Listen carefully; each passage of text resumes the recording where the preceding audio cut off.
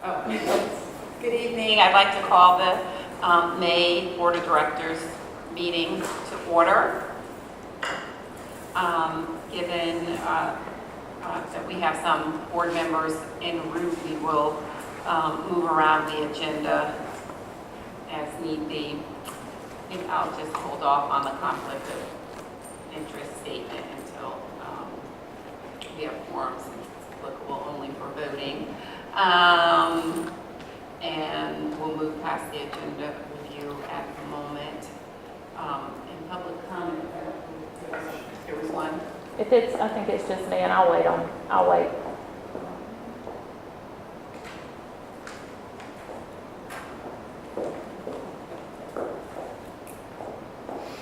All right, so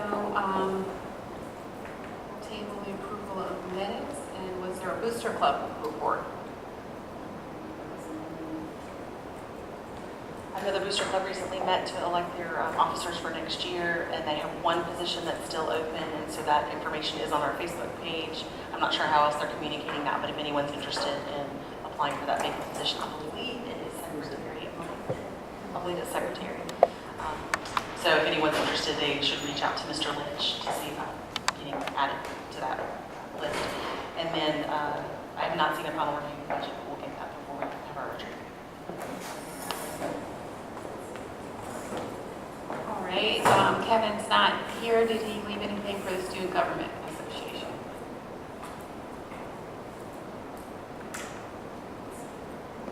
So we'll go into our director's report. Is that fine?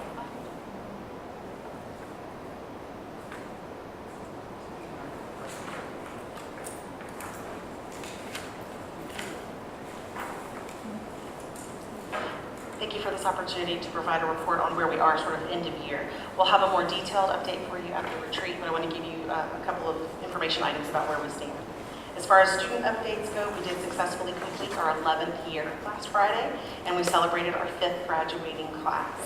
The graduating class had 42 students that have earned a cumulative total of over $1.6 million in scholarships this year, almost doubling last year's amounts. 79% of our graduates actually achieved the distinction of either honors, high honors, or highest honors, so a wonderful accolade for those students. And 8 students in our graduating class started with NOOS in our first year of operations, beginning in the 2nd grade. So 8 of the 42 students have been with us for the majority of their K-12 experience. Our salutatorian was Silas McClure, and our valedictorian was Alexander Klashevitz. The senior class continued the tradition of awarding the kindergarten class a $100 scholarship that would be awarded to them when they hit that senior level so that they can use it to give to each other. And our faculty gave their first ever faculty cup to Maddie High in recognition of her exemplification of New Charter School's core values.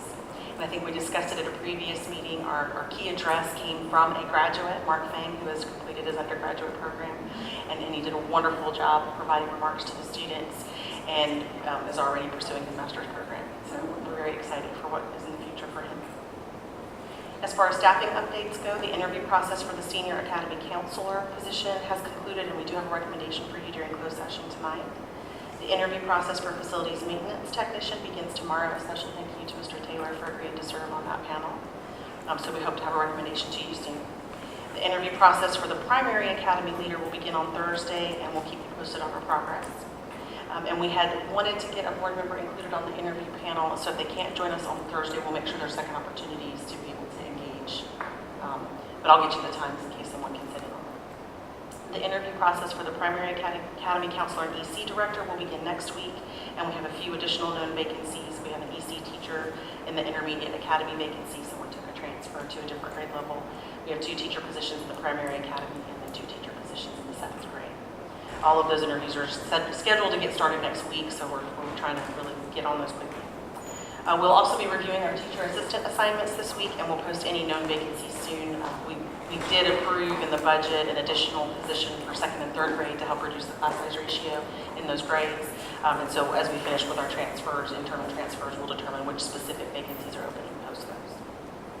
As far as business update goes, we received proposals from 5 separate companies in response to our RFP for custodial services, and after reviewing the final scope of work, each of those 5 companies did submit a formal bid. We've narrowed it down to 2 bids that seem the most competitive, and we'll be reaching out for reference checks and things along those lines the rest of this week, and we'll bring back a recommendation to most likely executive committee, as we'll need a decision before the retreat to determine who the vendor will be for the coming school year. The enrollment application and lottery updates, as you know, we enrolled, I think we had 968 that we had enrolled by the end of lottery. We're still hovering around 960 as we've had a couple of families tell us that they're moving away and things along those lines. We're finalizing the process for class rosters for next year, accounting for anything like a retention or any kind of a special education assignment, that sort of thing. And then very, very soon we'll be calling from the wait list for any known vacancies to make sure that we can hit our budget number of 950 students, as well as honor those families that are on the wait list eager to join us. We still have close to 350 students on the wait list, so we're feeling very confident going into next year. As far as PLUS goes, updates on PLUS, our Performance Learning Underscoring Success initiative. We've been very busy not only wrapping up the current school year, but building plans and processes for next year. Based on the work of our teams, we've been able to relaunch our summer reading program, something that used to do years ago, with a strong alignment to the PLUS graduation competency of communicate effectively to a variety of audiences through written and spoken language. While we recognize that our rollout had some timing issues, and we've already made notes for correction for future rollouts, we are excited that our students will have a common reading experience over the summer that will allow our students to hit the ground running in August. The information is posted to our website. We send it to our families via our email service, and we did put a posting in our Facebook discussion group for those families that seek information there. And then we have a plan throughout the summer to continue to reinforce that and remind parents, especially new parents coming in off the wait list, et cetera, so they can get that information as well. So as many students as possible are rolling forward with that program. We have already talked internally about making sure that the rubric for the assignments will be posted prior to before we get too much deeper into June. We just want to make sure people can get the book and know what's coming. That way students will know what's expected of them. In addition, we've talked about having a plan in place for any student that maybe happens to show up and didn't complete the assignment or gets pulled from the wait list right there around August 13th or 14th, how we can make sure we still get this valuable assignment from them so that they can still be on par with their class. As far as the website launch goes, I have to personally apologize for the delay in the launch. That's been me. We're going to have it ready for a first look very, very soon. I'm proposing next week, and I'm looking to Brad, and I think we can make that happen because a lot of the content's already there. It's just me doing final edits. And then we'll continue to build that platform throughout the summer. That'll be where we'll put some links to the summer reading program. Also, there's some information I'm going to share with you in a moment that will be loading into that space. The Canvas training that we talked about at one of our past meetings and that you all graciously approved was hosted yesterday here in our Commons area. We had 2 separate sessions that lasted for 3 hours each. The first session was introductory by nature for someone maybe who didn't have a lot of experience with Canvas. Our K2 teachers really had some exposure there because without a student email account, it's hard to have the students access it. So we're trying to figure out how to maybe use it as a parent platform in those grade levels. In addition, the afternoon session was really sort of that super user session for people who are already feeling really comfortable with it. How can I maximize this tool and get even more out of it? All of our faculty participated, and even our most savvy users came away with a new tool or a trick to enhance their use of it as a teaching tool.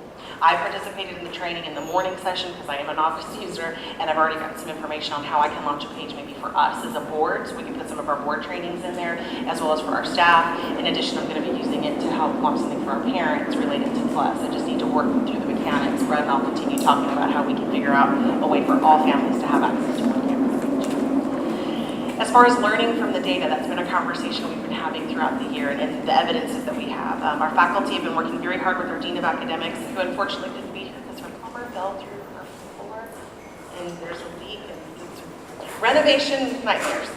But anyway, we've been working with her and our academy leaders to better understand what data evidence is available for our students that will help us improve our educational quality on campus, in addition to what data is missing. In addition, the conversations led to some analytic processes that yielded a deeper review of our curriculum platforms and the need for common assessments.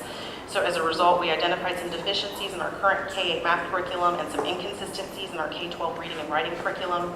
And so we went into a detailed investigation looking for better products. We had teachers and staff going to workshops and conferences talking to those schools that are maybe A-rated schools or that have shown a lot of growth recently and looking at the various platforms and looking into ed reports, evaluation of some of these curricula as well. So for math, we'll be moving to a more rigorous and NC standards aligned curriculum called Eureka in the fall. The benefit of Eureka is that it was created through some federal funding, so a lot of the resources are free for our teachers, but we'll also be getting manipulative kits for our teachers so that they can continue enhancing the instructional quality in the classroom and aligning it to the new standards that will be taking effect in the fall. The teachers have also been given the new curriculum already, and we're going to be hosting work sessions throughout the summer to help them build their lesson plans aligned to the curriculum as well as to the new standards. For reading and writing, we're going to be using Jan Richardson's updated The Next Step Forward and Guided Reading. It's a K-8 program, and we'll be using the Plus section of our website to share more information about all of this with our parents so they can have a better understanding of how this may or may not look different for their student in the classroom and how maybe they can access some resources to be supportive at home as the students are coming home with assignments or questions. Now, where do we go from here? So we have some of our final scores from the exams this year, things like ACTs, SATs, of course, EOGs and EOCs that were most recently taken, and we're starting to work to identify trends and correlations. We will have a more detailed report for you at the retreat with regard to the preliminary data. Keep in mind, those of you that have been tracking our discussion of EVOS data and growth data, that won't be available until later in the fall. That's something that they go off all summer long and run through their programs and maybe get back to us later. But we are looking at previous EVOS data and current performance to see if the benchmarks that we've been giving throughout the year, if that predictor information that we had at the beginning of the year, how well our students performed. So we'll have a much more detailed breakdown of that for you because we've just got final school reports, I think, yesterday in one subject, and we're still waiting on English 2, I believe, because there's a written element. It takes them a little bit longer to score that one. But we will share how we're going to use that for next year. But part of what we're doing with that is already thinking about how are we getting our students into their accelerated plus and accelerated groups within the 3 through 8 space. How are we putting the right teachers? You know, I've had a lot of success with this, so this is a great place for me to stay. Or I've struggled with this for a couple of years. Is it that I haven't had training, or is it that it's time for me to look at a different area? So we're going to be having those conversations over the next several weeks to make sure we're continuing to put our best foot forward and provide the best product for our students that we can. This time, I would like to deviate from my general report for a few moments to recognize the contributions of one of our staff members that will be retiring at the end of this academic year. Ms. Sharon Johnson Van Hoy has served the education community in Johnston County for nearly 3 decades. During her career, I think Wayne County too. Goes proceed. During her career, she has served as a 4th and 5th grade teacher, an assistant principal, and a principal, every kind of principal you can imagine. One of the few people that can say that. Her ability to maintain focus on school goals while loving and supporting her students and staff have left an endearing mark. There is no denying that Mrs. Van Hoy will leave behind a legacy of love for education. Please join me in congratulating Ms. Sharon Van Hoy as I present her with the Certificate of Appreciation and, of course, the yellow scarf. And thank you, Congress, for your service.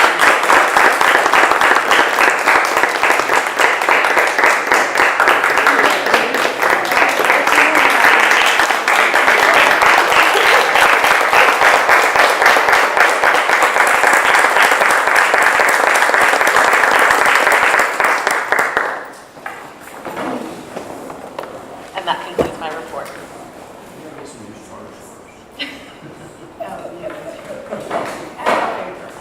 Sharon, did you want to take Yes. this moment? Absolutely. Thank you.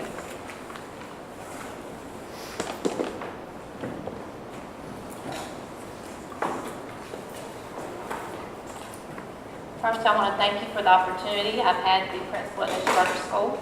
I'm very proud of the work I've done here and will remember my time here as some of the best of my career. I will not lie and say that all the days have been easy. I've had to stretch myself to cover grade levels and job titles that I have not covered before, but I've always had the mindset that everyone had to work together for the good of this charter school. I'm blessed that I get to retire with 30 years of service and full retirement, even though I'm not ready to just quit. At 50 years of age, I struggled to make the decision of whether I should retire or not. When receiving the non-renewal letter in March, it became an easy decision. It saddens me that I'm no longer needed at Noose because you're going in a new direction, but I know that God brought me to Noose when I was needed and I fulfilled the task I was to complete. I want to make sure that the students, staff, and parents in this charter know how much of a place they hold in my heart, and that as they remember my time here at Noose, I hope that they remember that I always put children first. I was always honest with them, and I was always fair. Thank you.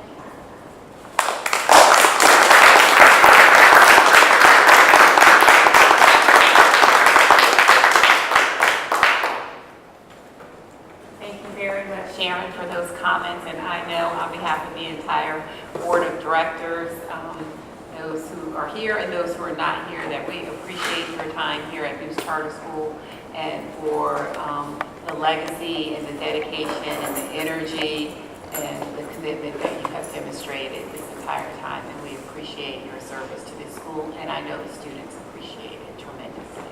So thank you very much. Thank you so much. Appreciate you, your family joining you this evening.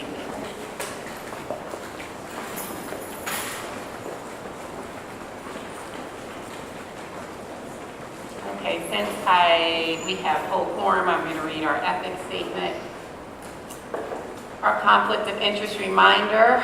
Board of Directors reminds our duty to avoid conflicts of interest and the appearance of conflicts of interest as we handle the work of this board. Does any member of the board know of any conflicts of interest or any appearance of conflict with respect to any matters coming before us at this meeting? If so, please state them for the record. If during the course of the meeting you become aware of an actual or apparent conflict of interest, please bring the matter to the attention of the chair. It will then be your duty to abstain from participating in discussion on the matter and from voting on the matter. Thank you. We can now proceed to approve the agenda. Take a moment to review tonight's agenda. I entertain a motion to accept the agenda.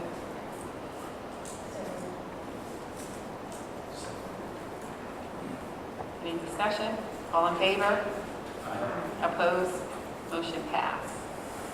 We have our public comments, and we now will move to review the minutes from our last board meeting in April.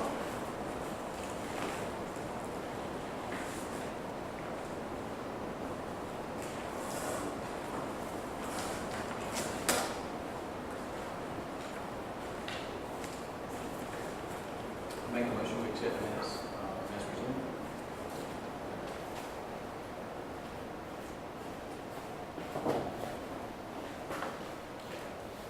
Second. Any discussion? All in favor? Opposed? Thank you.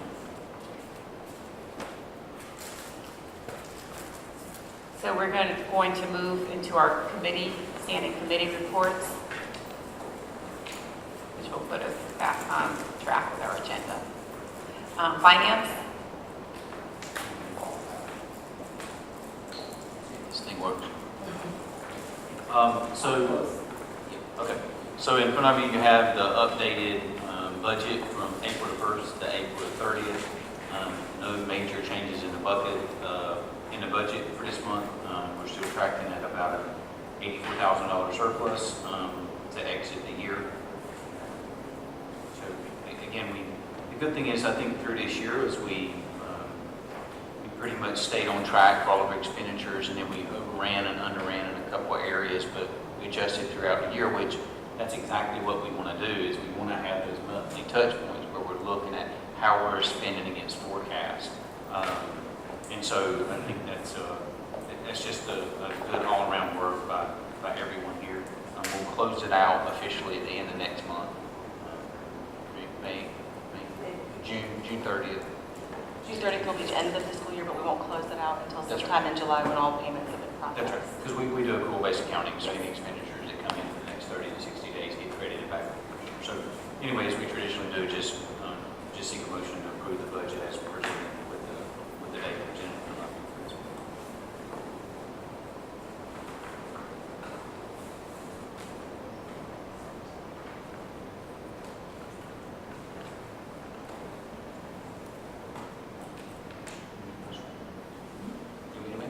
Oh, and I'll entertain a motion.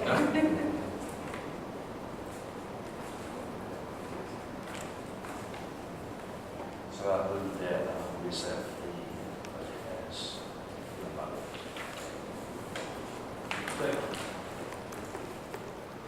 discussion? I have a question. So we opened an account recently. I'm sure you explained this in a previous meeting that I wasn't at. Can you just give me sort of a pedestrian version of what that account is? And does the budget include those? It's funds that are set aside for some reason. And does the budget account for those funds? Yeah, so what that was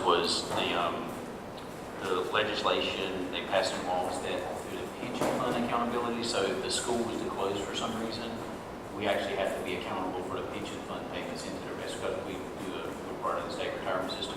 So they required that charter schools maintain $50,000 on reserve in a specific account. So we actually, at the last board meeting, we approved that account to be set up, and that's what it's for. And we actually, so this budget is actually the revenue and expenses for the year. We had cash reserves that we carried over from last year.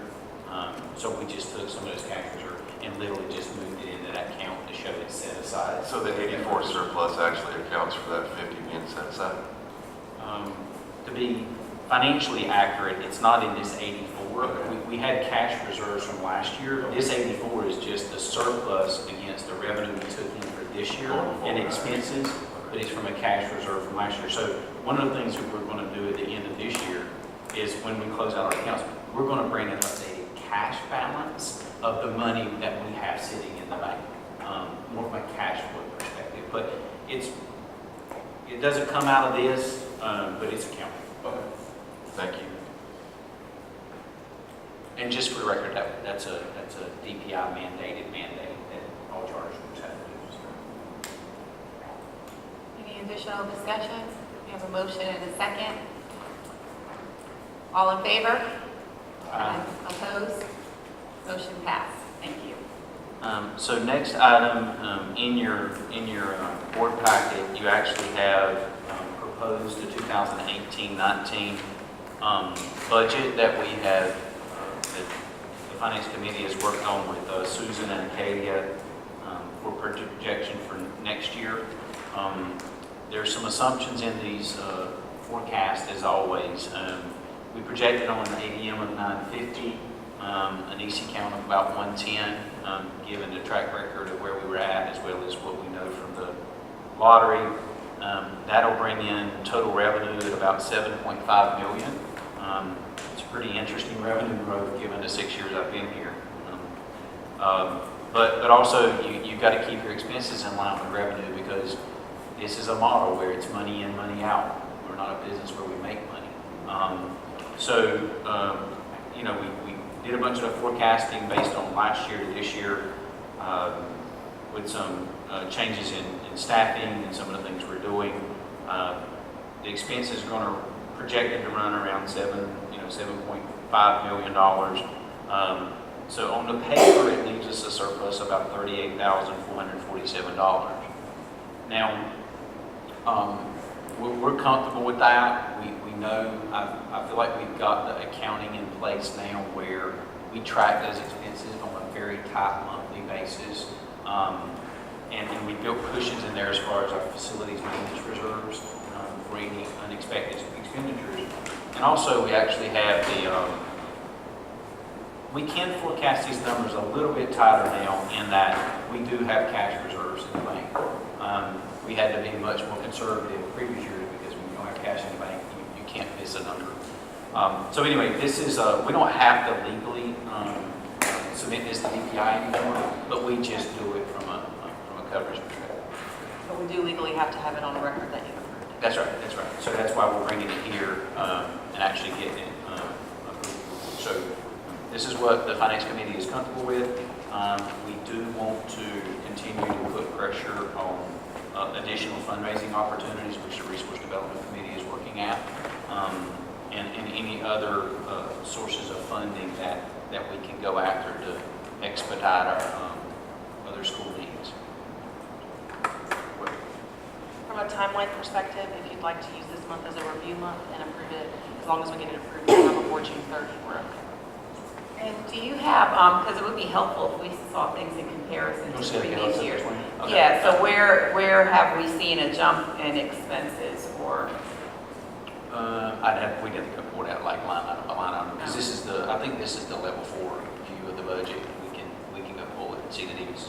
One thing I did a quick calculation on, and look, I've been in this a couple of years now. The one I watched the most is absolutely your percentage of compensation for salaries and benefits and salaries to your total revenue. When we got the situation we were in before, that number had gotten up there close to 75, 76%. It's just too high. You can't run an operation like this. Right now, that number's sitting at around 71%, somewhere around 70%. I've done asking some other schools, somewhere between 65 to 70% seems to be the band they run in. So it's just the number we have to watch. And I haven't done the analysis specifically here, but one of the things I have to keep reminding us is that if all of your staff stays, when you have a pay scale that increases salary with years of service, when I did it 2 years ago, every single year your salary liability would go up somewhere between $40,000 to $50,000, which is basically a teacher. I mean, so you just have to be mindful of those things. But it is what it is, and so we have to watch those things. Now, as those things go up, you also look for additional funding sources. So one of the things, a wild card in this is, we projected this based on an ADM number. I think, what did we do, a 1% ADM projection? So when we actually forecast these numbers per ADM, based on the state numbers, in the forecast, we said we went up by like 1%. So if that number goes up, a couple $100 per student, we're at 950 students, it adds up pretty quickly. So we forecasted that one on what we think is the low side. So that number can significantly go up simply because we get more per student state law. You're not going to know that until they get to the point. So are there any level of strategic planning that goes into influencing your budget projection? Or is this is what we did last year, pretty much? No, so they went through, on the facility side, they went and looked at all the expenditures, looked at what we did this year as well as what they anticipate, for next year. So there was strategic planning around that. The salaries and benefits are the strategy there. You have to go understand what you've got. You make sure the ones you're going to hire in there. Pretty much everything else in there is, to be honest with you, is pretty negligible in the hard scheme of things. I mean, so when you say strategy, which particular components are you thinking about? Educational, academic, any kind of forward thinking on how we're going to fund some of these educational initiatives that or what are they, and do they come with funding? Are they require funding even more people? I don't know. I mean, is that something, because if we get to next year, what I see a lot is we just try to figure out how we can afford it versus planning for what we're... Well, I understand where you're coming from. I think the reality is in this budget, the things that are there that are getting funded, there's really not a lot of trade-offs, to be honest with you can make in the budget. Unless you adjust, a staffing model, which we did that before.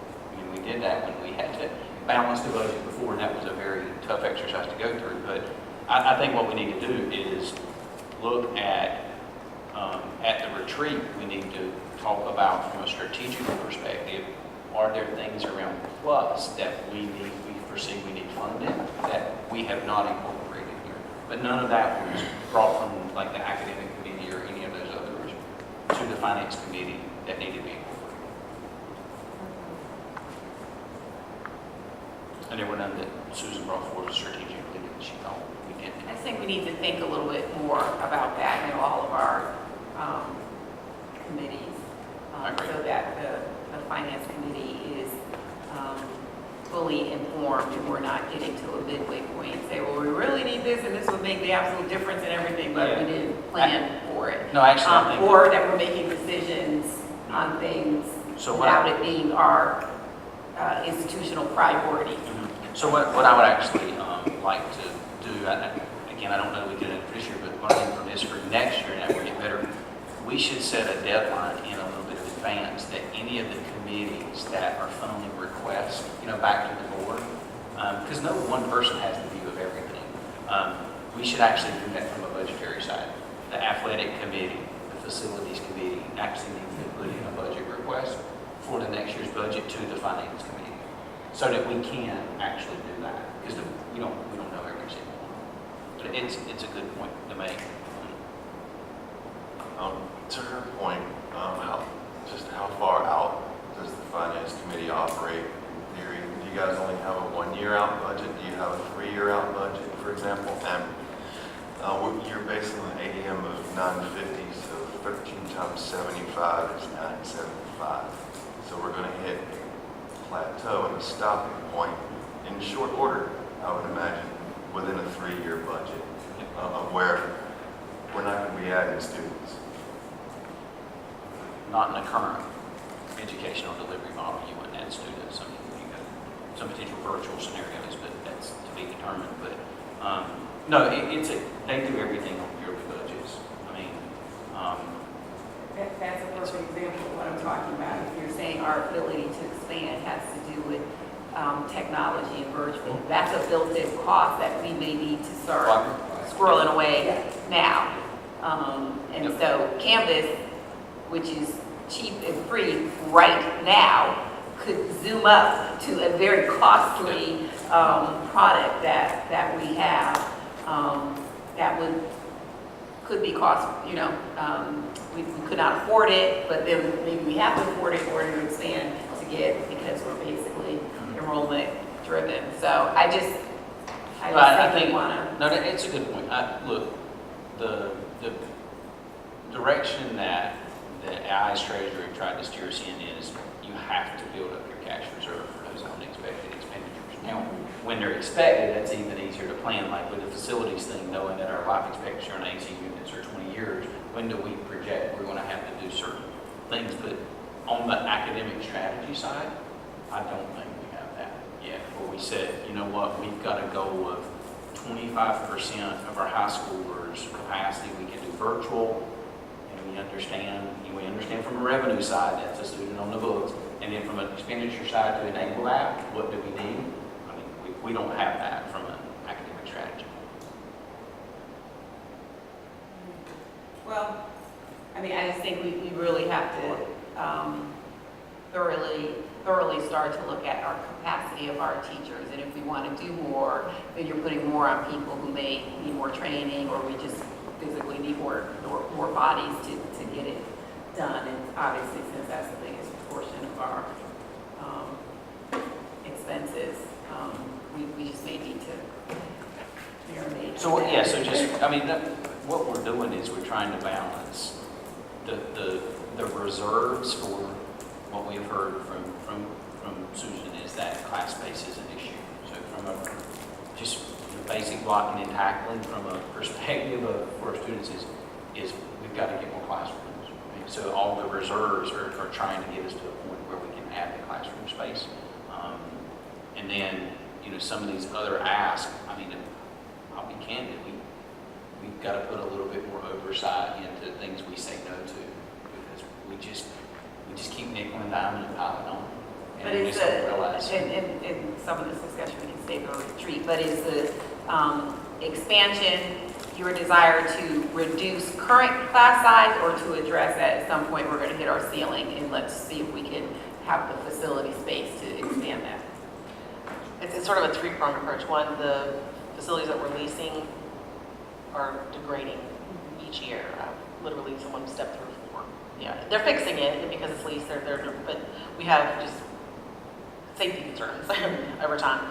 In addition, yes, if we're gonna continue to have bodies on campus, and we want to grow our model and be accessible to more students in the Johnson County area, or the 6, 7, 8 counties that we serve, and more students to be able to get in, then we need more classrooms as it is right now with our 24 sort of 1 ratio model.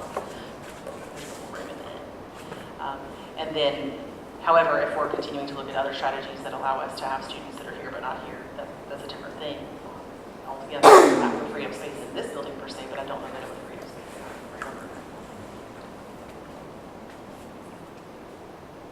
with full confidence that the treasurer and the finance committee have heard the concerns of the general population of the board, I would make a motion to accept the projected budget report as presented.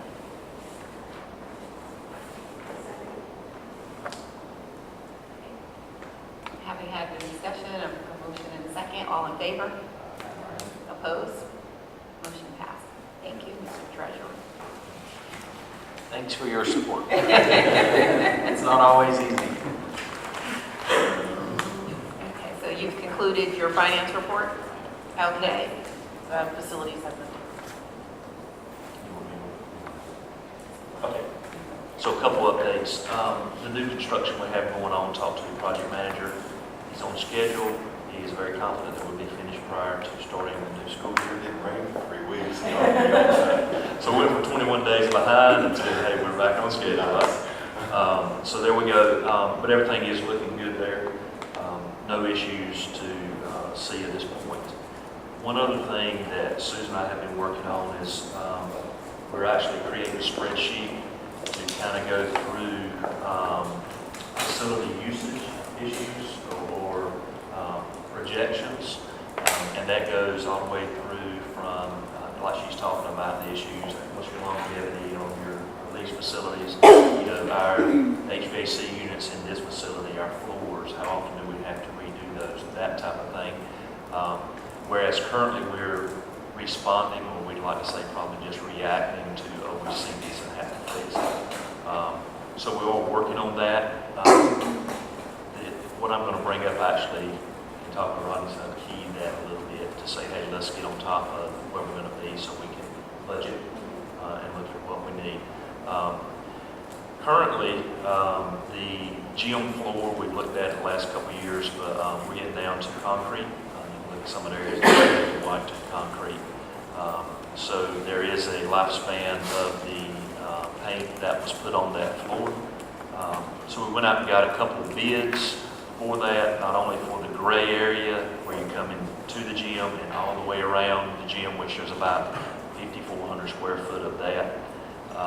So we got bids for that, and also for the actual blue on the floor that is, you know, the free throw lines and all of that. 3-point lines are actually going away, so we have to keep that up too. We had 2 bids that came in. One came in at $20,000, but they were going to give us a 40%, I guess, note or whatever to say, you know, they were going to provide that. So it ended up being $12,136.50. That was just for the gray. He didn't even bid on the blue area. So anyway, we went back and I said, you know, we looked at, so what's your life expectancy, that type of thing. You're looking at like 4 years, every 4 to 5 years repainting. We had Sherman Williams down here to say, hey, I need you to commit that your product's going to last this long, that type of thing, you stand behind it. So we ended up going and getting another bid, and it was $8,500 for the gray, and that was actually a 2-part epoxy paint, so it's a better paint. It's a lot of the paint like they use in pharmaceutical type activities and all. So it was a better paint, and he stands behind it. And then it was, so that was $8,500. It was $4,000 for all of the perimeter lines and all of that. The blue, and he actually included, so all of your concrete cuts, all of your cracks, all of the floors everywhere, we're going to caulk all of that, which I think myself is a big deal, because it's going to help us keep the area a lot cleaner, that type of thing. So his total bid was $12,500, and that was due to the entire gym. So my recommendation was that we move forward with that, but we want to bring it to the board's signature. And just from a budgetary perspective, the facilities reserve line still has about $15,000 in it, so this would come from that. It would be with the budget.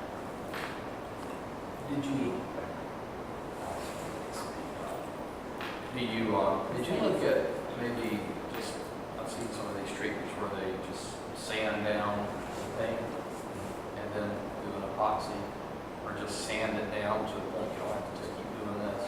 Yep, and he is going to do, that's what he's going to do. When he talked to me, he said he's going to come in and sand everything. I don't know that he's going to get it all the way down to the concrete. I know what you're you're talking about radio broadcast. Just when I sand it all the way down and you don't paint it, stop painting it, just seal it. Like the Walmart floors. Like polished concrete. Polished Polished concrete. We have not looked at that And, option. and don't stop painting. Just take, and then every few years you can go through it with a coat of epoxy on it, seal it or whatever. Look into that. You talking about- you just talking about the foyer? You just talking about the foyer? Well, and Anywhere surrounding. I'm not anywhere there's concrete. Around. Get out of the concrete maintenance business, get in there and seal it. Yeah, I don't know whatever. Polish it up. I can't imagine it would be, you see it everywhere. You can, yeah, you can stain it, dark, there's even. Did that. Got out.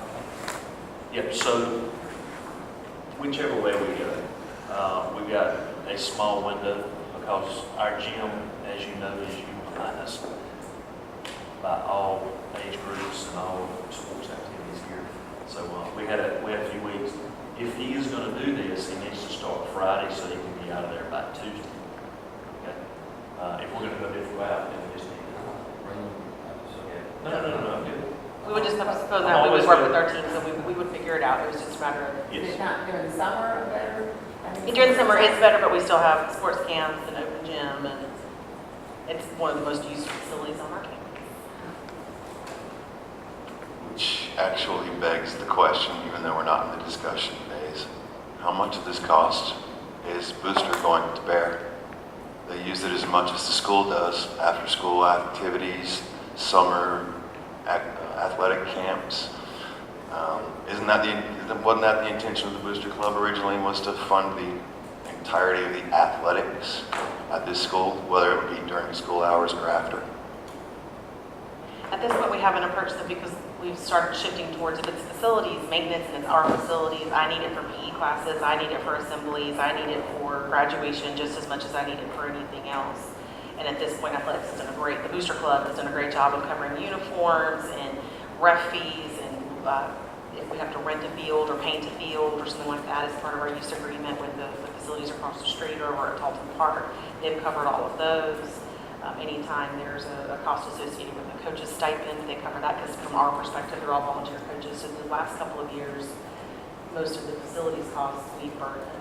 Do we get a budget report from the Booster Club? What they've raised versus what they spent and on what? I haven't received one for this month. Don't we require that?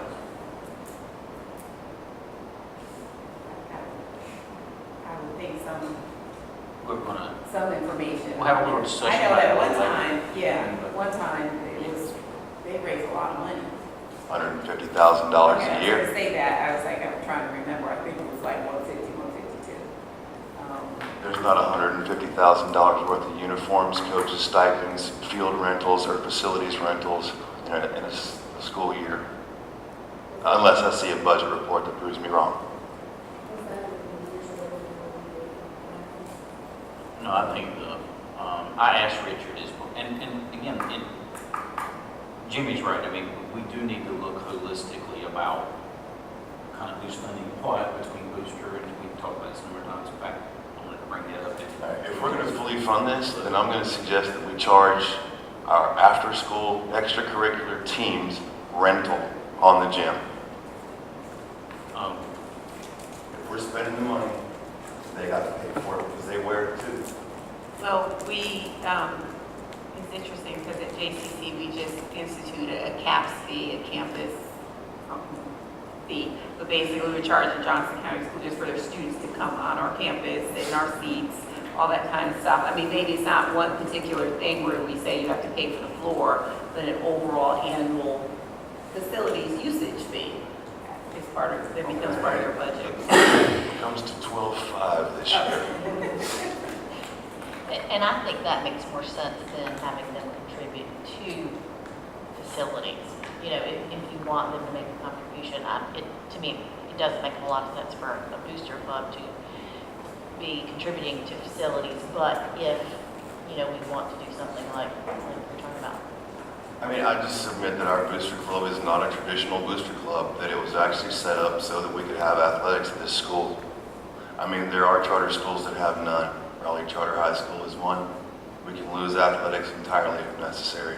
The Booster Club was set up to raise funds so that we could have athletics at all levels, whether it's PE or after-school basketball, extracurricular teams that participate in NCHSAA stuff. I mean, that was the purpose. I mean, and I understand that booster clubs at other schools may be different, buy uniforms and this and that, but it's a charter school. They raise too much money for us to just ignore that. Yeah, Is so, it the booster club that does hot lunch? yeah, so, Yes, that's the largest revenue source. so we, so, And In I fact, I say was- that not, I'm sorry, I say, Mr. Butler, but I say that not from the, I say that more like asking questions for the adults out there, just as, are they providing a service to us? Are they doing the hot lunch? Well, I'm not sure what the revenue is they make off of that, but it is providing a service to schools. No, but I'm just, as a thought out there, as we're. so, so there's a number of conversations I think are happening kind of in parallel in this area. In fact, I was going to bring one up in the business tonight. I think to Jimmy's point, he's right on. We need to establish some kind of joint strategic collaborative thing between the board and the Booster Club and administration, because we need to think about these things strategically. We don't need to react to them in these meetings and these tables. I mean, we're just, so on the actual fundraising side, that was the first step, and I will say it's been just a super positive one with them about getting a combined strategy with resource development. I've talked to Richard about this. We want to continue to extend that. Right now, to fund this or not fund this, yeah, I mean, if you don't want to do it without knowing whether or not they can fund it or not, then sure we can table it and go back and ask them that. I think the more important question, honestly, is looking at how are we going to do joint strategy alignment, quite frankly, because that to me is more important long term for us. I mean, it's time we get a working model with that organization, because it's just disconnected. Not on purpose, it's just a growth and where we're at, and people have changed and positions changed. But I think we need to make some changes there. Being fully satisfied that the topic has been breached and the conversation has now been raised, make a motion to accept the expenditure as requested by Mr. Taylor. Second. Thank you. Given that we've had the discussion, a motion and a second, all in favor? Opposed? Okay. And we're, is that it? Actually, I don't know what should be the protocol here, but I actually did just realize something. There is a proposal on the table to talk about wellness, so we'll cover it in new business. So before I should have already said, my apologies, whether or not we commit to that as an expenditure without considering this financial expenditure for bonuses. Whether it's too late, we just voted on it. Okay, I mean, it's not gonna be that material. All right. All right, so we're done with facilities. Personnel, We'll have an item for closed session. academic affairs.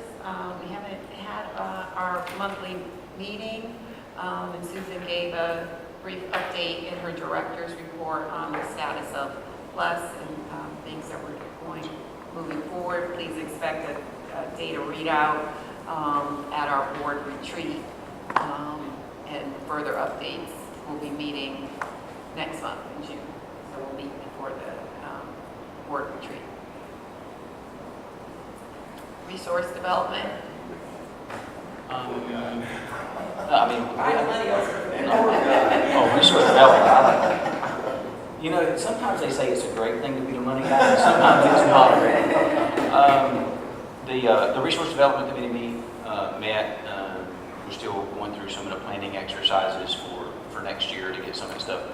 Frankly, some of that stuff has just kind of been put on hold because everybody's trying to get the year-end closeout done, with all the testing and the EOGs and all that stuff. So we'll meet this coming month and start actually actioning some of the things that we've discussed before about that October giving month and some of the things that we're going to do there. So that's pretty much the status there. Everything is on track as of now. Board development? Madam Chairperson, as much as I enjoyed being the grumpy old man in here tonight, I'm happy to report to you that as soon as I confirm a statute number with Ms. Denning and Mr. Smith, that we will have a finalized, revised version of the bylaws to present to the board at the next regular meeting. And also, Mr. Smith is not here, but I feel relatively sure that he is fully prepared to begin providing us some governance training at our retreat meeting. And I think we'll just kind of start with Governance 101. If there are any specific topics that anybody has a question about or that wants to see us focus on for training for the retreat, send me an email. Otherwise, we're just going to kind of start at the beginning with some straight governance and maybe some Robert's Rules kind of stuff. That sounds good. We look forward to reviewing the bylaws and getting our additional training. Old business, that's a great segue into the discussion of the retreat because we threw out some dates last time and I said I was going to send a doodle poll, which I didn't do, so I apologize. But the last calendar date that we thought, because we need to vote if we're changing the June meeting,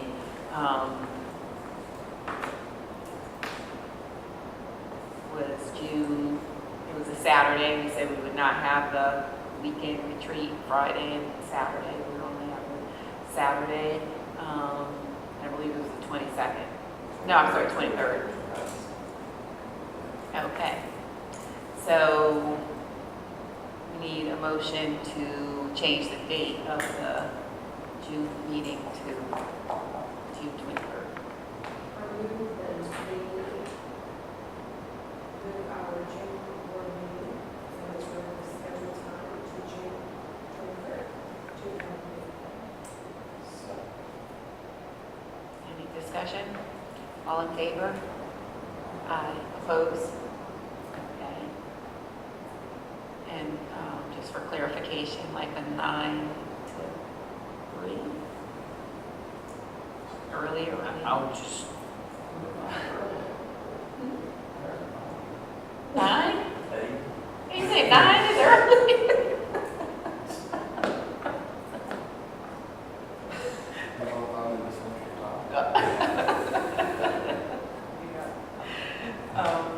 Ronnie, I'm sorry. no, I mean, if we're going to, I mean, time flies when we get together It in these does. meetings, and, you know, I want to make them a really good use of our time, and I want us to work really hard. Whatever prep work we need to do, we need to come in there, prep, and make decisions. And so I just know it's going to require some pre-work in some of these areas, whether it's finance, whether it's academic, strategy part. The academic strategy part is what I'm most concerned about. And so I would like to see some serious pre-work, even for us to consume before we go. Because if we just go in there and we've got to start from scratch and all the terminology around where we're at with academics and what we're going to do, it's going to be a circular discussion. I think Janice actually talked about preparing some of that, just so, you know, when they start throwing out EBOS and this or whatever, that there's some understanding of that, whether it's like a glossary or just a short summary of the assessment world as it relates to K through 12. Who does what, when, date, you know, when we get data, and then she can give the data readout from a certain time period. That's always the challenge. It's not going to be everything, because you don't have everything at the appropriate, you know, at the time that we have the retreat. So we'll do like we did here before and like solicit like major topics or whatever. I think so, and I think we're going to assign, you know, back to the reconciler and the pathfinder, people who just will keep us. And what we can do within the time period, we have an hour for training, then we're just we're going to have to regulate ourselves, so we only have an hour so that we can get to our agenda items. And so I'm going to ask someone to be in charge. I would suggest too that if we could go ahead and do our meeting, our board meeting first, and get that out of the way, so that we don't have to worry about if someone wants to come. That way it's set at the beginning and have it done. Right. Yeah, I think we did that last, I felt like we did that last time. We've had a couple of different strategies. Sometimes you do it right after the lunch break, but then someone's sitting in the hallway waiting for us to finish the lunch break. So, just I can't for the remember record, since that it lady wasn't on said. microphone, your standing was recommended that we meet at the beginning of the session. But there was something the last year, the lady, she was upset about something. Last year at the airport? She came, there was one lady who came. I believe it was my first year, so that would have been 2016, and it was because the notification of location was distributed kind of late, so some families didn't know where to go. But we could remedy that. Okay. I'm assuming that the airport again would be fine, and I'm sure Chris can assist us with that. Happy to follow up. Did we want to, Or if 9 to 3 or?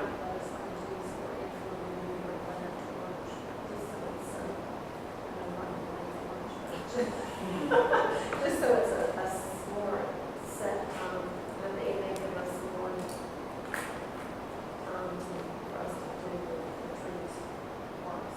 That's fine. 9 to 3.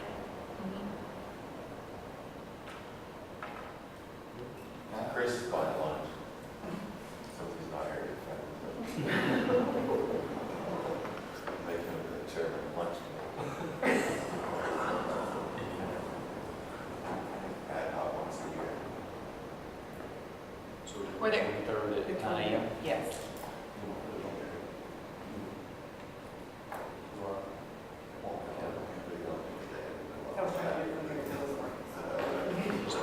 That you're free? Yeah, that's Yes. Okay. Any other old business?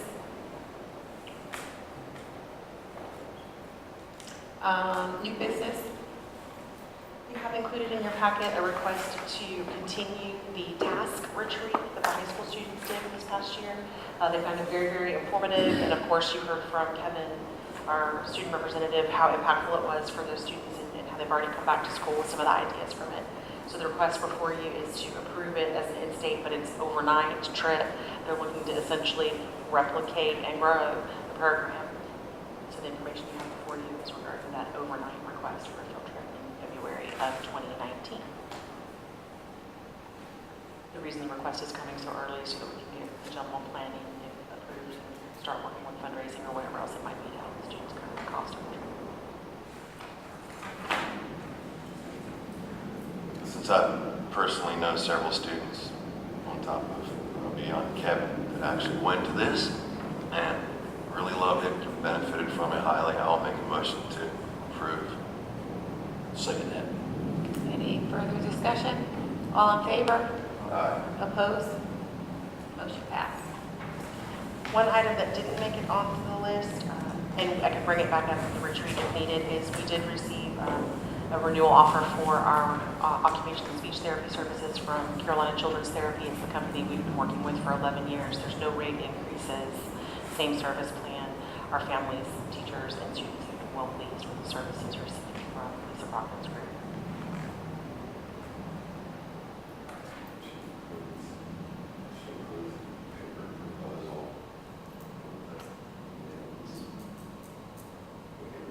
It's a contract. Yes, it's the same contract that we've had in years past, just updated. As long as she says there's no changes, as long as the paperwork goes in with the minutes and stuff.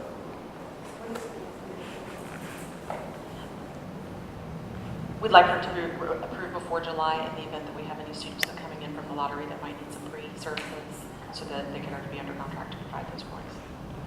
So I can bring it to the retreat, it's not a problem. I just wanted to give everybody a heads up that we're recommending that contract.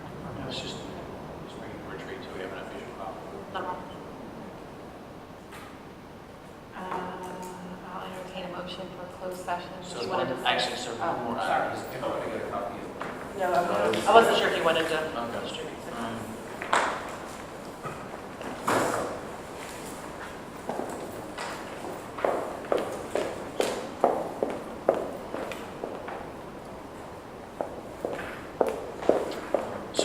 front of you is some numbers that we ran in regards to potential bonuses for the end of the year. You know, we've been through this discussion a number of times in the years I've been here, and when we don't have a structure in place that ties, you know, bonuses to some form of performance or something, right? To be honest, it's like throwing darts, right? When you pick a number, and it doesn't matter what you pick. It's going to be too low for some. It's never going to be too high for anybody. I mean, it's just reality. We're dealing with people, and we understand that. So we did want to run some numbers and bring it to the board in regards to whether or not it's something we want to do at the end of this year. What I will say is that, you know, we just talked about the finances. We understand the surplus we're going to run at the end of the year. Surplus is probably going to come in a little bit higher than we projected, but we're staying with the conservative number. What I'll say is, I just would like to remind the board as we discuss this, is that under the previously approved strategy for next year, we have said that the bonus structure will be tied to some academic goals for the institution that will be set as part of starting to work at a board retreat, right? And we may not have all the numbers, but just we said this over and over, and we'll say it one more time. That bonus payout for next school year will not happen until the fall of the next year, because you will not have your data in. So when next year happens, 2019, June 30th, and the end of the school year, like we're here basically now this year, we won't have the data to make that conclusion that the goals we set for the institution, we will have met them or not met them. Hopefully we've met them and exceeded them.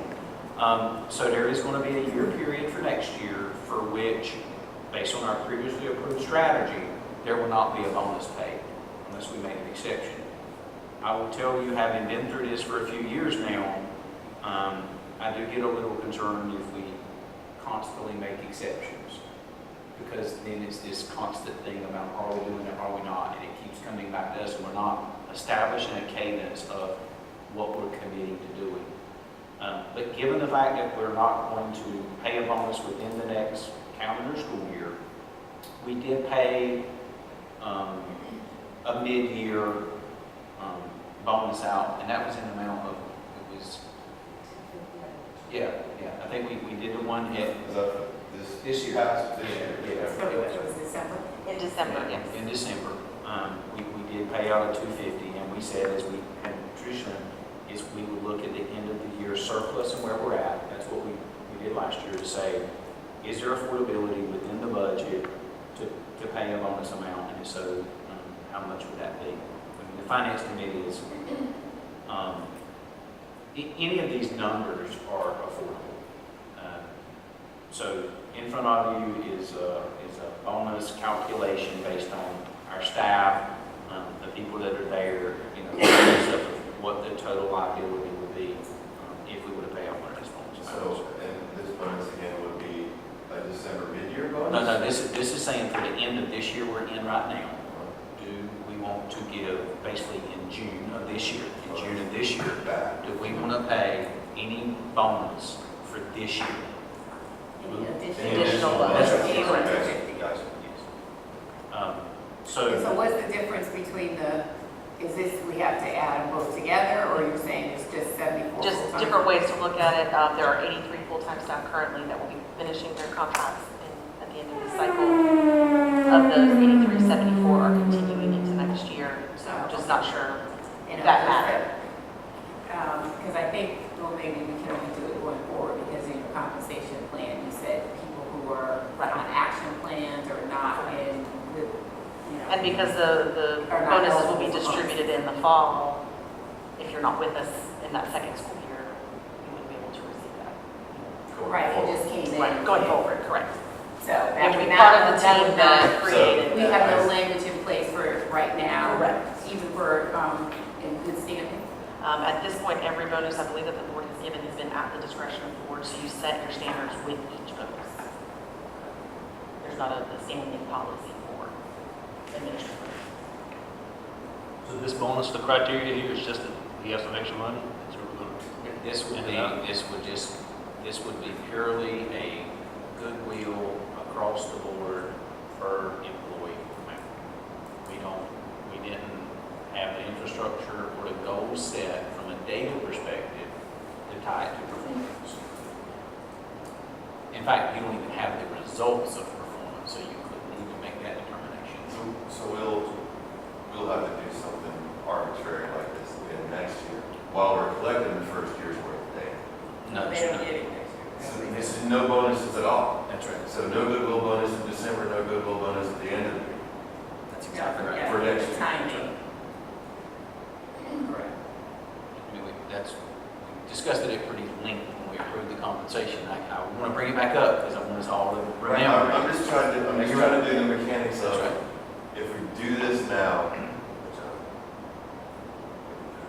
yes, do this now, leaves with them at least the most recent impression. It wasn't that long ago. It wasn't Christmas of 2017. Okay, that we did something for them. And there's a lot of value in this psychological It is, What is your revenue? Just knowing that in the 2016-17 school year, we did a single bonus at the end of the year that was in the amount of $400, and knowing that this year we did the 200, but again, it would be nice to do something, but I also sort of have pleasure in the board is appropriate with your future health insurance. How does that compare with the way our salary structure was then? You say at the end of the day, do your people deserve a bonus? Yes. Okay. Most definitely. The work that's been put into the pre-work for plus and the pre-work for adjusting the benchmarks and pre-work for dealing with facilities management issues, things like that. Everyone is really. So it was 400 last year, you recommend 250, so it goes up a little bit. I'm for a comfortable with total that for the year. recommendation. So let me make sure I'm understanding. So this would be for staff with full-time contracts on the 17-18 school year. Correct. That's at the 83 value. And Anything, people going forward, or you just need anybody? that- Anybody who has a full-time and is still currently employed with us and finishing out their contract. And just to be clear, for next, It makes the bonus for the year a total of 500, when the bonus we did the year before that was a total of 400. assuming we're going to do Right. Right, based on the fact that they've been employed all the way up to now. And then nobody gets anything next year. but when you I say, don't know, I have issue with that, quite frankly. when you say nobody gets anything I don't next know what psychological Yeah, satisfaction no bonus. If that was the case, and you told them to let them go, that would probably be the most satisfying. in regards to next year, we say nobody gets anything, but that's not exactly true, is it? Because we Well, are we going to understand. give bonuses based on some type of performance evaluation. We'll get something for next year, but they won't get it until the Until following. fall. But So it- technically, in but it the will fiscal be year, they will for- not get one. But it will be for performance in 2018 and Correct. 2019. But it's fiscal year 1920. And how will this be communicated to the staff? I hope it would be communicated before fall of 2019. so that's why we're having this discussion, and that's why at the board retreat, we're going to talk about. During each of my individual employment agreement appointments this past March, I explained the process. And granted, it was the first explanation, and we'll need to do it again, but I explained how it would work going into next year, and then we'll continue to reiterate that with our staff meetings. And Do they get a copy of the compensation? I gave them a summary of the elements that were taking effect next year, and then told them the rest would be listed. And I can give you a copy. And during the 16-17 school year, they cumulatively adding $400. For 16-17 school year, anybody who was employed in the 16-17 school year and still employed when the bonus was issued, which I believe was April, received $400. It was not contingent on receiving a new contract or anything like that. It was considered a 16-7 bonus for the 16-7 year. I can slice and dice this apple different ways. Now, I mean, at the end of the day, it's probably, the reality is the employees get $750.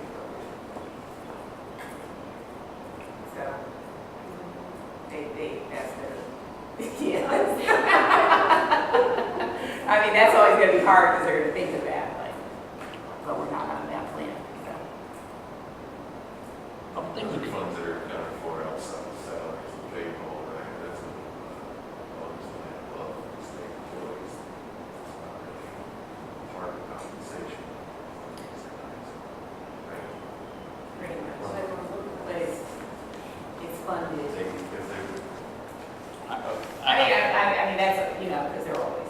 yeah, look, we're always. but there, you know what I'm saying, but the difference is that we're getting funding for operations, we're not getting extra bonus. Right. They didn't send us $750 per teacher, or No. even $250 when we get that much. Right. Rather than handing out money because we got some lying around, it seems to me maybe we could use that money as honestly some kind of motivation. Like I'm reading the minutes from the last meeting and it's talking about the bus initiative moving slower than expected. Maybe teachers setting standards or setting curriculum, the assessments on how to work these new criteria that we're putting in place. Seems like we can put in some goals for teachers to achieve, get us some things by this date and this date and date. And there's some bonus associated with that. Seems like we could use this extra money for some good purpose. Which I think that's in place for the coming year. One of the challenges is, I think people get used to, they have an expectation of, and I don't think I've been here where they haven't gotten bonuses. So that's a little, you know, it's gonna be a little bit of a turn for them anyway going into next year because now they have to kind of work a little bit more. Previously, everybody got a bonus, whether you were doing great or you didn't do great or whether. And so I think it's going to be a little bit of a turn. So this is almost like the last time that everybody will be eligible to just, not that that means we have to do that. I'm just saying, I think maybe that we're trying to, Phase it. yeah, phase it in. Well, I mean, look, the history was that at the middle of the year, they were given a mid-year, call it whatever you want, and there was no anything, it was just given. Yeah. And so we said, wait a second, you gotta stop that because you can't be paying out that kind of money in the middle of the year and you don't have your forecasting for the end of the year. So we moved it to the end of the year, which aligned to at least the fiscal calendar, right? And now what we said is, and what we decided was, it's not good enough just to have fiscal alignment, you've also got to have performance alignment, especially against our academic goals. What I will say is that, yes, I personally struggle if someone is not performing, I don't think they should be getting year-end bonuses. However, there are scenarios where a contract may not be renewed, it's a non-performance-based related scenario, and so you change a different direction, you eliminate a role. I mean, those kinds of things have happened before, so it's not as black and white as just saying just because a contract is not renewed that someone didn't contribute. So with all that being said, you know, my recommendation would be to do just clarify, Susan, the 83 versus 74? I was giving you a comparison that 83 would be all of the staff that are finishing out their contracts this year. Right. Of those 83, 74 are coming back next year, either because of actions of administration or personal decisions to decline our offer to. So we've got 9 total staff? And are there people who are recently hired? We have 2 staff that were hired in January. That's all. So I would, That have done. my recommendation would be I'll make a motion that we do the 250 bonus for 83 full-time staff for this current year with clear adjustments for next year. One of my thoughts is we were talking about earlier, we were talking about how at some point projecting out 3 years, 4 years, we're going to kind of hit a plateau as far as our expansion in revenue. And if we do have growth as far as our staff and that percentage, that makes some of our budget, and we get on up there with their growth based on our pay scale, and they're at 75 to 76%. If we can continue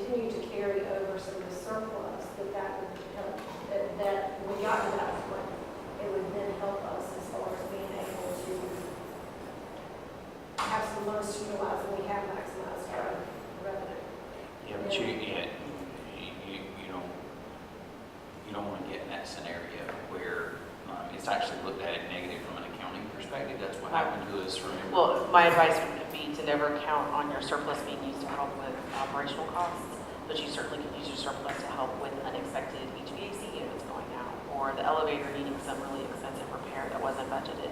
Those types of things, if the board approves a transfer from surplus into an active budget, those things are looked on favorably, but if you're using it to pay down salaries, that will get us. Well, remember what happened was, you actually, even if you have the surplus, this is what got us in the paper accounting issue before, is if you spend more than you bring in, that's a negative on an audit. Even though it's. That even if you have the surplus, you have to do an appropriated expenditure as bringing that in, so, you know, we. So Rodney's scenario, it would only be a total of, like almost 22,000 against the 84, so we're not, none of these scenarios would expend the entire surplus.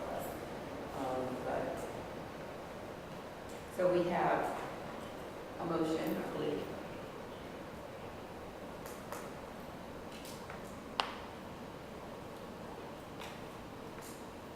Second. Motion and a second. Do we have any additional conversation? I would say that, I do think for a bonus, to pay out a bonus, I think there needs to be some concrete objectives laid out that somebody achieves, right, at the beginning of the year. Smart, you know what smart objectives are, right? Lay them out, something teachers can achieve, one training per year, whatever, and other things we can think about that they can do above and beyond through the school year that qualifies them for that bonus. I do believe that we have a good starting point with our new compensation plan that outlines that. I think there's probably more detail that Susan has in that. Part of it was the timing of doing the compensation plan kind of put us off because you can't really hold up those objectives in the middle of the year and hold the bonus. So we want to start in the fall and they know what their objectives and then they can work from day one towards their performance. Yeah, and I'll go on record with saying, academically, we have gone in the wrong direction for the last 2 years. Just go look at our school numbers, right? Have we done enough this year to turn it around? Or stay flat is to be determined. But next year we need to set the stage that we're serious about performance. Because if we need to take funds, and we need to take excess funds, and we can't meet our goals, our liability to our students, and we got to go hire more people or something, then we'll go do that. It just pour more money in it, just to pour more money, and it's not going to work. So I'm glad we're setting the foundation for next year about setting those targets clear. Because it's not fair to me to expect them to deliver on something that we have not, as a board, set clear goals that are measurable. And we have not done that. So I think we're in a good position to do it this year.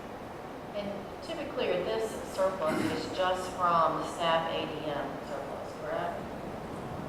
You mean the 84? Yes. That's for this year's budget. That's a combination of the fundraising we've done as well as the ADM fund, local and state dollars we've done. But that is that's a surplus of our total budget? For this year. Okay, it's just not at the line item for staff. Okay, all right. In fact, that number would match page 2 of your included budget. And to Rodney's points, I think we need to send the message that to teachers that your job is not just to push the students to do better, to develop themselves, but teachers need to be developing themselves as well, right? Learning, continuous learning. I mean, your education's not over. You're done with school maybe, but you can still learn and get better, so I think it's important. I mean, we invested, I know we're dealing with students, I know we're dealing with people, we invested in staff development, $20,000 or something, right? We're investing in, facilities and things to try to meet their needs. We've got to tie that back to an outcome, which is through the learning. Right. So the goal would be teachers get better because in the end it makes the students better. Susan and I talked before the meeting that, this is going to be a turn for some. It's already starting and there's some resistance and pushback because this may not have been how they have operated for a long time. So now people are starting to have conversations that they're uncomfortable with because we are raising the bar and our expectation is moving, and that's a little, difficult for them. So I think with open communication and setting the expectation that, we will have faculty who have a difficult time, or teachers and staff who have a difficult time. But like most students, when you raise the bar, it may be a little rough in the beginning, but they tend to rise to the occasion.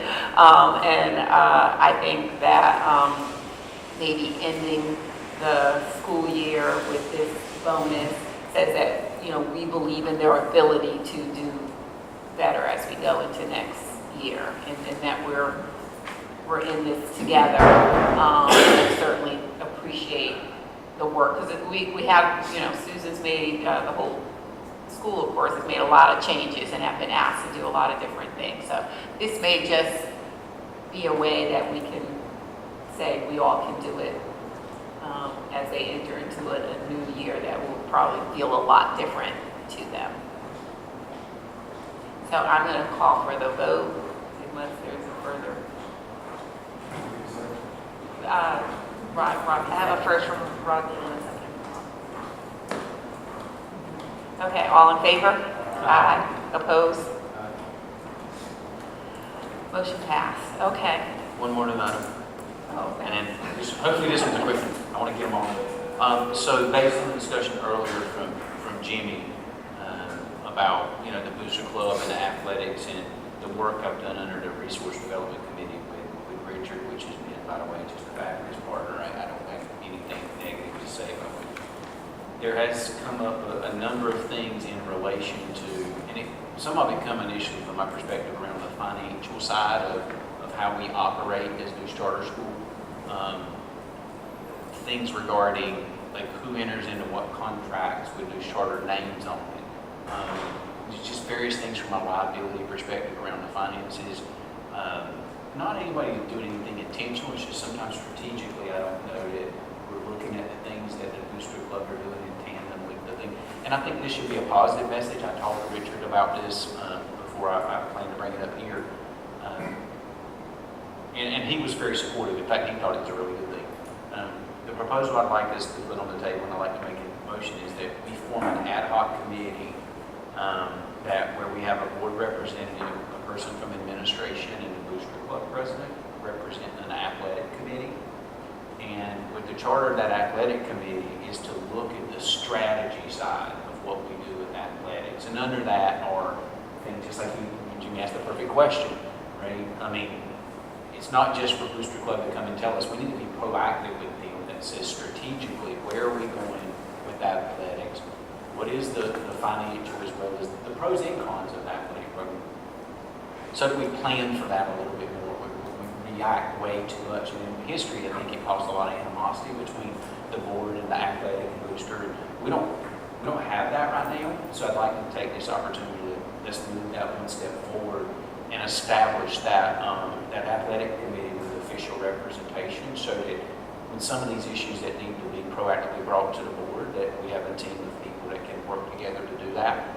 I will tell you there are some items that things around, there needs to be some policies and procedures that are established between the Booster Club and the school and the board in there, because these are two 501(c)(3)s. So let's be proactive and say, look, yes, they're two different entities, but there's board accountability, because at the end of the day, with our name associated with it, all of us around the table are liable. It doesn't matter if they're 501(c) or not. So again, this is a proactive move. It's not doing things intentionally being wrong, but I'd just like to make that motion that we form an ad hoc committee, an athletics ad hoc committee with a board representative and an administrator, as well as the president of the Booster Club as initial members. And one of the first action items should be a bit of a racy exercise to just clarify for everybody who's responsible and accountable for some things between these entities, because right now nobody can really answer. And would the athletic director be involved in this, or is this? So if you think about it, the athletic director, so if you go to your racing model, right, as they're supposed to be done, and you have a responsible, accountable consultant for them. There'll be certain topics that an athletic director should be consulted on, right, as part of the committee. But this is an oversight committee that looks at the strategy. The athletic director, as a school employee, should be the one administering those things that need to be said. And frankly, that's part of the problem right now is what's the athletic director responsible for versus the booster club responsible for versus administration. We just need some clarity around that.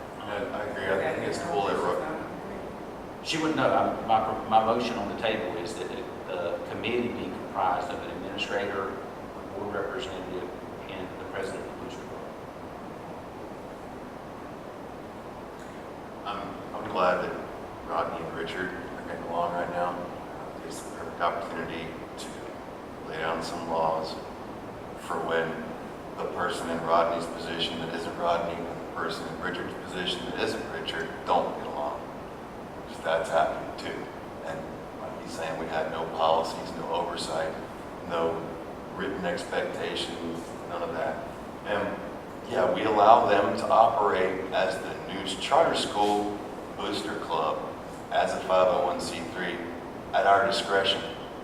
I mean, legally we can tell them to stop it because they can't use our logo, our name.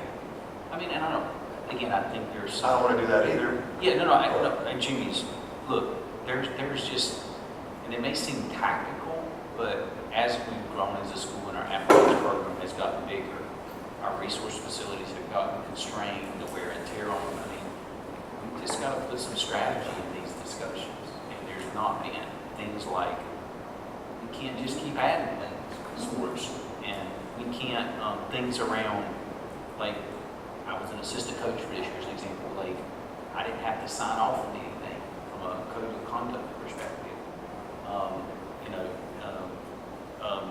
What expectations do we set? So there's some of those kinds of levels of just strategy discussions that they have to be had. They can't. There's nowhere to have them. It's not just the school's responsibility. It's not just the responsibility. It's got to be a collaborative thing. So a good example of that is Under Armour. Like, so we went through this last summer where that Yale actually entered into, and she did it, in good faith too, a contract with Under Armour. So what does that mean to us? We didn't know, right, from a board perspective, and what accountability does that put in that type of thing? So Actually, what it means is there is no contract with Under Armour. right, that's right. So that's what I'm saying. We need, because there's some confusion on accountability and responsibility, that type of thing. Right? Makes all the sense in the world to me. Yes. We're a yes vote, 10 minutes ago. I think we're still a yes, right? So it doesn't make sense to me not to have the athletic director involved, because if that example that Rob referred to is currently it's she, and always, whoever is the athletic director, if she is boots on the ground, it seems like if she's excluded, that things that sound great in theory between booster and administration and the board might not necessarily make sense in practice. So let me be very clear. This is not a direct knock of any individual in any role. If you actually do a ratio model, this is about looking at the strategy from an accountability perspective. Who's accountable for this institution around the athletics program? It's not the AD. So the point is that absolutely the AD should be included and consulted by the committee, but things around, like financial strategy, the AD should provide input, but they're not accountable for that. They should provide input to the decision-making process. So even as simple as the Under Armour thing. If she comes to us and recommends, look, I talked to Under Armour and Nike and whatever, and I think we should go with Under Armour, that's great. And I'm guessing that we would most likely take her recommendation, but it's not her decision to make. Ultimately, I'm it's not our taking her decision. recommendation. This to me all goes through Susan. In every school, my husband's a coach. A contract, though, The has to be principal approved by the approves board. all, assistant. A contract has to be approved by the board. No, but I'm saying she should bring the contract. Sure. And if she Well, doesn't I approve get it, it doesn't Right. get to us. Right. So Gail would take it up the chain and. So therefore, if Susan wants Gail on the committee, Gail should be on the committee. That That's makes it my- easier for her. That's, the committee can look for further representation, but at the level of oversight I'm talking about from a strategy perspective, my proposal on the table was the initial set. And to clear the air, I think the reason we got to this point is because the Booster Club has been seen as that's the entity that runs the athletic program. So I think the ADs got some confused signals. I think this is a wonderful thing to help You provide. run the athletic program. Is that, Because if there's a problem, Right. it is, Oh, it comes to it me. is. We run the I get athletic the phone program, calls but from the they principals. run the money. Well, but I'm just saying, this might be the avenue for us to realign everything, because every school, I think it's easier for the the principal Booster Club runs to administer everything. programs It well. tells the Booster Club how it's going to be run at their school. Look, and I want to be very clear, I mean, the discussions We're in a with good Rich and place stuff, this is a positive thing. This is not a knock on. In Yeah. fact, we're so much further than we were 3 years ago. Right? So this is really just saying, some of the things that need to be set between, at the administrative level, are just clarity on who needs to do some things that we're not doing today. And it may be Gail, it may be the board needs to write some policies that help them, or administration needs to write some. So it's really about getting some clarity on some of those things first, before going all down into the weeds. Call the question. Do we have a second? Yes. I have Robert with the first and Jimmy with the second. Okay, having had our discussion, all in favor? Aye. Opposed? Motion's passed. We need to see that committee on the board. We need to Oh, see. yeah, we need to appoint a person to the board. to represent the school. And did you say this is a subcommittee? I was asking you, we can form You it just proposed as it as an ad hoc committee, committee. right? It's not a standing committee. It'll meet on an as-needed basis. Okay. Anybody can feature. Are you suggesting someone? Take the lead on I it? would make a motion that Robbie Taylor represent the board on that committee. For the board. Susan may have a recommendation from administration. I would prefer Tony, because Tony is not an active coach at the school. Just for conflict of interest purposes, the person Rob. Well, and Tony has been our but we athletic also, committee person in the past. Would you like to bring it up at the retreat when you're assigning all committee memberships? that's true. It's fine. I did confer with Tony. Yeah. Yeah, I talked to Tony. Maybe I want to do it. I told him about the proposal I was going to make, and he was okay with it. So I don't want to speak for Tony, I'm just saying, I did. In fairness, that we had a board liaison before to Booster. And I'm being very specific, this is different. This is a ad hoc committee with some governance and oversight of athletics, overall athletic strategy. And so I just did, I withdraw my comment. I mean, I did re-socialize it. Done, on the record. Well, I think since we have to assign committee, reassign for the upcoming school year, we can. So I do want to say, I mean, yeah, I don't think- so this has nothing to do with the grievance or anything like that, right? This has nothing, this is all a strategy perspective. So I'm talking about, Grievance well, committee. Oh, the me as a grievance coach, committee. me as a coach, Oh. I'm saying if somebody comes and says, hey, we don't like the way you do something, I'm just saying it has nothing to do with that. This is just more of a strategy perspective of how we handle business. Well, being a coach makes sense you guys to get into it on. I will tell you, as being an assistant coach for the first year, there's a lot more things that I had any clue about that you had to make a decision on. I'm like, I just want to volunteer. So, I don't know. I promise that. Well, as long, I would assume that people coming into this position could look at it objectively, although sometimes I will say experience with coach, that is difficult, because every coach advocates for their team and that's why generally head coaches cannot be ADs, because they don't, so as long as we're able to have discussions that align with what we're trying to do. Okay, we did have one, I believe, close session. Who is our member of admin? Would that be? I mean, Because they not need trying to report put to- on you. Yeah, Senior admin. right, so Brian. I mean, wouldn't that make the most sense? Well, that's Right, if the you need to AD, be administrative. Yeah, right? He's sort of the liaison now, right? I think she can review that. Okay. That's right. So we need to go into closed session. Make a motion, we go into closed session for personnel items. All in favor? Aye, opposed? Especially on my first.